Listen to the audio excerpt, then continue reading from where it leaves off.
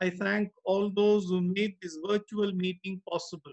I would like to thank in a special way Dr. S.P. Agarwal, Principal Ramanujan College, Dr. K. Lata, Coordinator of the IQAC at Ramanujan College, and also the coordinator for this induction program, Dr. Nirmalaya, who is also coordinating this induction program, and other technical staff who are managing this program online. And dear participants, good afternoon to all of you. Today I'll be talking about graduate attributes, and the title of my presentation is What are Graduate Attributes?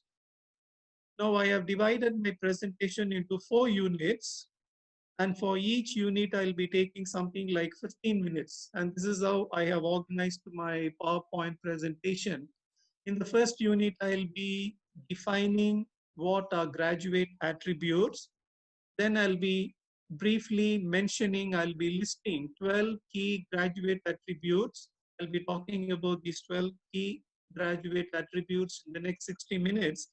And I will also be talking about in the first unit, how have I classified or categorized the graduate attributes. In the second unit, I'll be talking about the 12 graduate attributes, but focusing on only 10 graduate attributes. In the third unit, I'll be focusing on EI, emotional intelligence. And in the fourth unit, I'll be talking about critical thinking.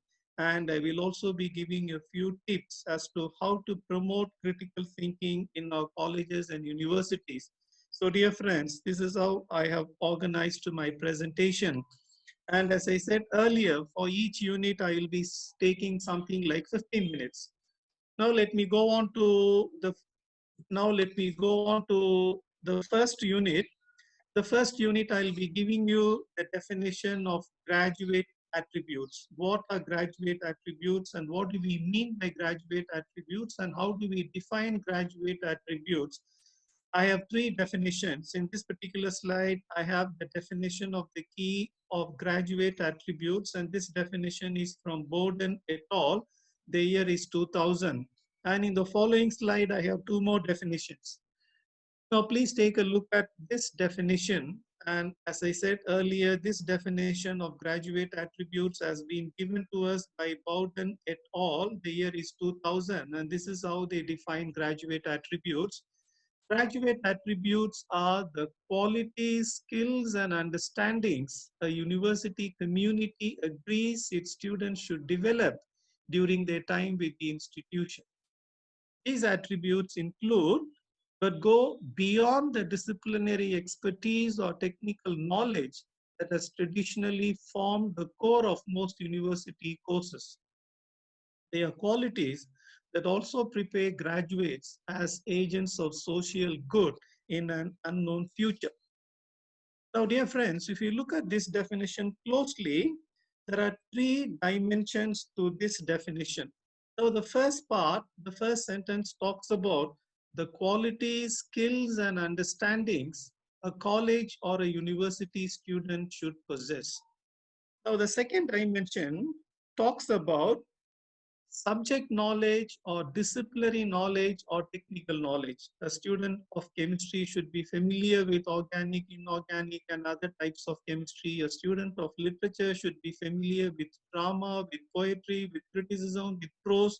So the second dimension of this core talks about subject knowledge or disciplinary knowledge. And the third dimension, that is interesting, it talks about how students should be trained so that they become agents of social change, agents of good. Now, in this particular slide, I have 2 more definitions of graduate attributes. Now, the first definition has been taken from NAC manual. I'm sure all of you are familiar with what is NAC, National Assessment and Accreditation Council.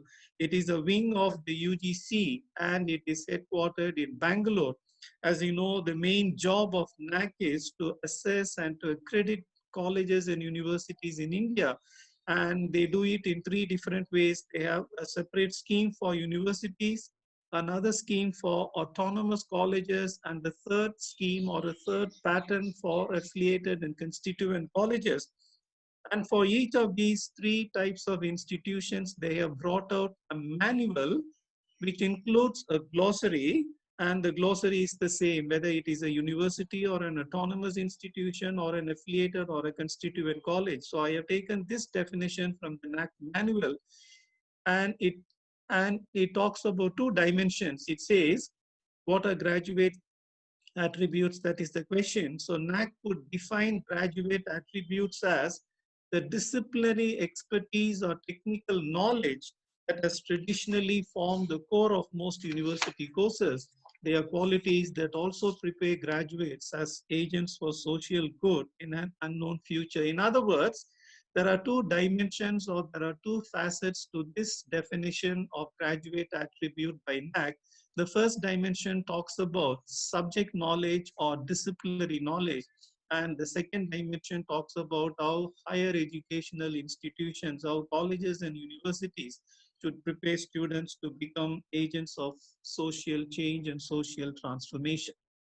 Now, dear friends, there is one more definition of graduate attributes, and I have taken this from the website of the University of Adelaide. Now, what I did was for the last 1 week or so, I was browsing and I was going through different websites of different universities. And a lot of universities have come up with their own definition of graduate attributes. Now, the University of Adelaide, that has also defined what graduate attributes are. And this particular definition caught my attention, and that is why I have included in my PowerPoint presentation. So the University of Adelaide defines graduate attributes as follows. While graduate attributes are fostered in the context of the curriculum, they are also developed within the total university experience as they encourage students to reflect on the broader purpose of the university education. Now, it is interesting. Now, this definition talks about how to foster graduate attributes, how to cultivate graduate attributes, how to develop graduate attributes, and it makes it very clear. Graduate attributes, they are not cultivated, they are not fostered only in classrooms and laboratories. The entire college experience, the entire university experience contributes to the development of graduate attributes. So, dear friends, in the previous slide and this particular slide, I have given you three definitions of graduate attributes. Now, in my opinion, of course, the number varies. Some would talk of 5 or 6 graduate attributes. Some would talk of 10 graduate attributes. Some would talk of 13 or 14 graduate attributes. But I would like to talk about 12 key graduate attributes. And if you ask me, in my opinion, what are the graduate attributes? What are the key graduate attributes? I would like to talk about these. So there are 12. So the first one is domain knowledge, subject knowledge, disciplinary knowledge, which includes intellectual rigor. That is the first one. The second one, it talks about critical thinking, which includes scientific temper.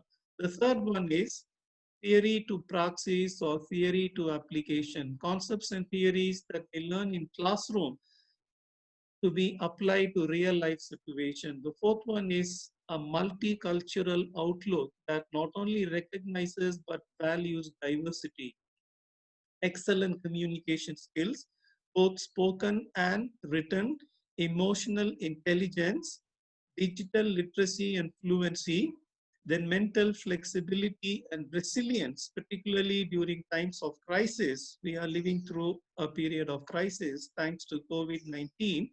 Then ability to work in a team and ability to work as a team, leadership qualities, entrepreneurial qualities, and learning to learn. So, dear friends, in my opinion, these are the 12 key graduate attributes. As I said earlier, you can reduce it to 10, you can reduce it to 7, or you can even enhance it to 13 or 14. It varies. So there is nothing sacred about the number 12. So in my opinion, these are the key graduate attributes. Now this slide is interesting. Having talked about, having listed what are the key graduate attributes, I would like to talk about how are these graduate attributes classified. Once again, there are different ways of categorizing or classifying these graduate attributes. I would like to talk about three ways of categorizing or classifying or grouping the graduate attributes. Now, the first instance would be when you talk of graduate attributes, you can talk about them under three headings, under three rubrics, namely knowledge, skills or competencies, and values. Now, when you talk about a chemistry student possessing knowledge of chemistry, that would come under the first category. A student of literature knowing about Shakespeare, knowing about Chaucer, knowing about Milton, that would come under subject knowledge or disciplinary knowledge. So when you talk of spoken skills, when you talk of writing skills, when you talk of leadership skills, when you talk of managerial skills, that would come under the second category, which talks about skills and competencies. Now, when you talk about values, one fine example that I would like to give is how today we need a multicultural perspective, a multi-religious perspective, a multi-linguistic perspective, which recognizes, which appreciates, which values diversity. So that would come under value. So knowledge, skills and competencies and values. This is one way of classifying or categorizing the graduate attributes. Now, the University of Edinburgh, you can look at the website, they have classified, they have categorized graduate attributes in a slightly different way. They would like to talk of mindsets on the one hand and skill sets on the other. So this is how the University of Edinburgh has classified or categorized the student attributes, mindsets on the one hand and skill sets on the other. So mindsets, what do they mean by mindset? For instance, a multicultural outlook. Earlier, I talked about mental stability, resilience, particularly during times of crisis. So that would come under mindset. Skill set, good spoken English, good written English, good managerial skills, good leadership skills. So that would come under skill set. So which means a second way of categorizing or classifying graduate attributes is to group them under two headings or two labels. The first heading or the first label would be to talk of mindsets, and the other category would be to talk of skill sets. Now, there is another way of looking at graduate attributes, and that has been talked about, that has been discussed by Griesel and Parker in the year 2009. They talk of four labels. What are the four labels? The first one is basic skills and understanding. The second one is knowledge and intellectual ability. The third is workplace skills and applied knowledge. And the fourth is personal and interactive skills.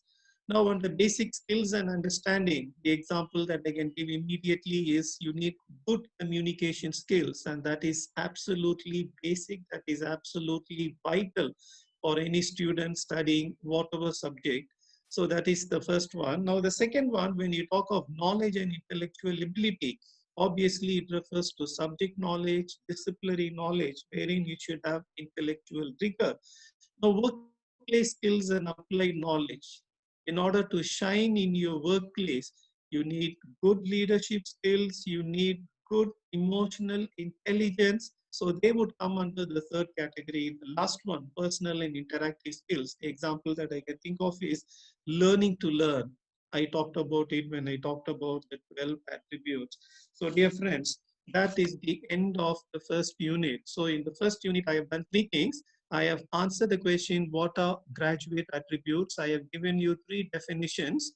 That is point number one. Point number two, in my opinion, there are 12 key graduate attributes. I have listed all the 12 key graduate attributes. And the third dimension is, how do we categorize or how do we classify these 12 graduate attributes? So this is what I have done in the first unit.